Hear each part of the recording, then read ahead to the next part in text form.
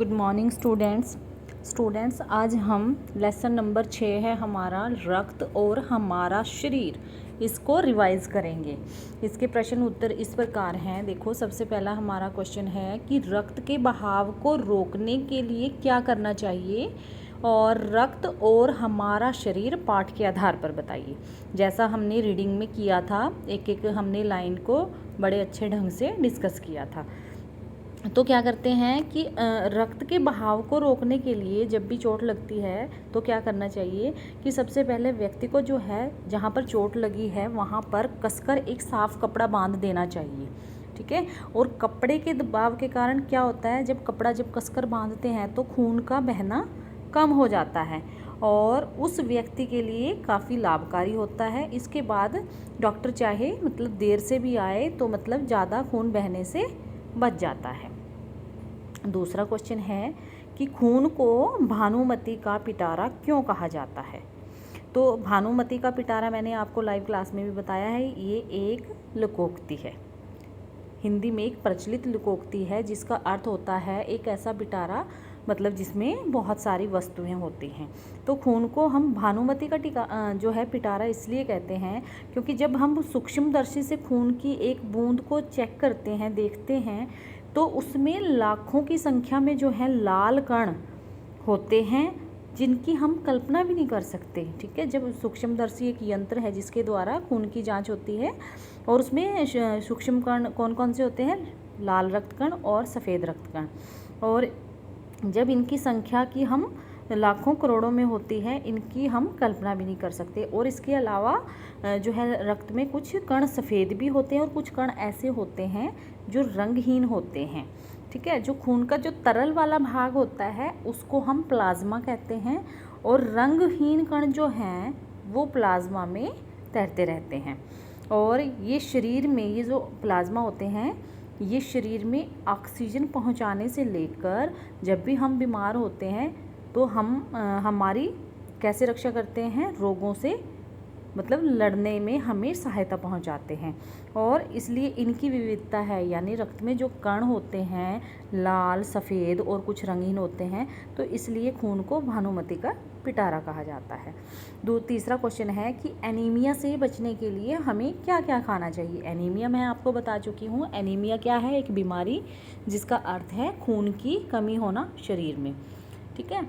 तो एनीमिया से बचने के लिए हमें क्या खाना चाहिए, पौष्टिक आहार खाना चाहिए। पौष्टिक आहार कि हमें प्रोटीन लेना चाहिए जो हमें सब्जियों से, दूध से, अंडे से मिलता है। हरी सब्जियों का सेवन करना चाहिए और पानी जो है वो अधिक से अधिक मात्रा में पीना चाहिए।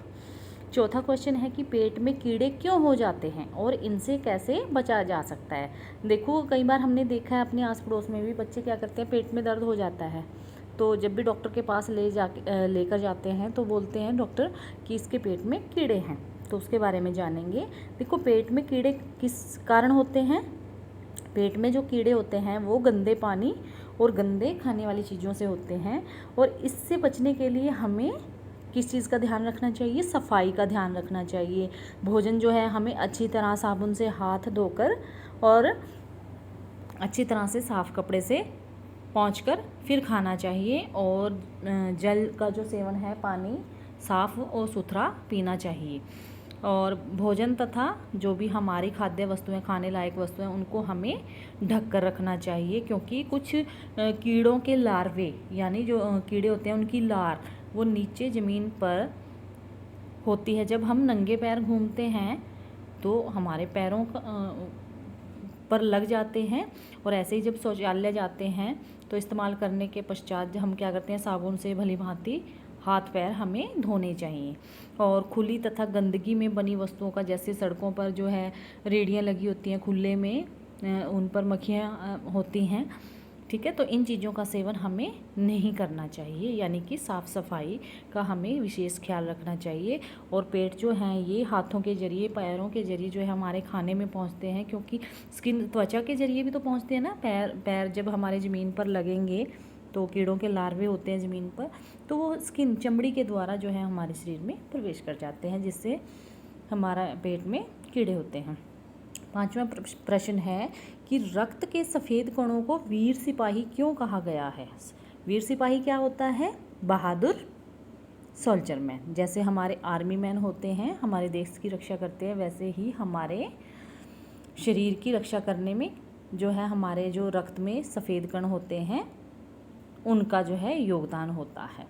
तो सफ़ेद जो कण होते हैं उनको वीर सिपाही इसलिए कहा गया है क्योंकि ये जो रोगों के कीटाणुओं को ना, मतलब जो हमारे ये सफ़ेद कण होते हैं, जब हम सूक्ष्मदर्शी द्वारा ब्लड में देखते हैं, ब्लड की जांच करते हैं, तो उसमें जब हम देखते हैं कि सफ़ेद कण होते हैं, तो ये सफ़ेद कण जो है हमें बाहरी कीटाणुओं को शरीर में घुसने नहीं देते, और जहाँ तक संभव होता है ये रोगी कीटाणु की कार्य क्षमता को शिथिल यानी कमज़ोर करके उनसे मुकाबला करते हैं, और इस प्रकार बहुत से रोगों से सिपाही के समान जो है बहुत से रोगों से हमारी रक्षा करते हैं। छठा प्रश्न है कि ब्लड बैंक में रक्तदान से क्या लाभ है? रक्त और हमारा शरीर पाठ के आधार पर बताइए। अब ब्लड बैंक का क्या होता है? जहाँ पर हम ब्लड खून दान करके आते हैं, ठीक है। तो ब्लड बैंक में क्या होता है? दान किए गए रक्त को शुद्ध करके, जैसे हमें मतलब हमने कोई अपना ब्लड दान करना है तो वहाँ पर वो एक बैंक है, जैसे बैंक में हम अपने मनी को डिपॉजिट करते हैं, वैसे ही ब्लड बैंक में हम क्या करते हैं? ब्लड डोनेट करते हैं और उसको शुद्ध करके वहाँ पर रखा जाता है।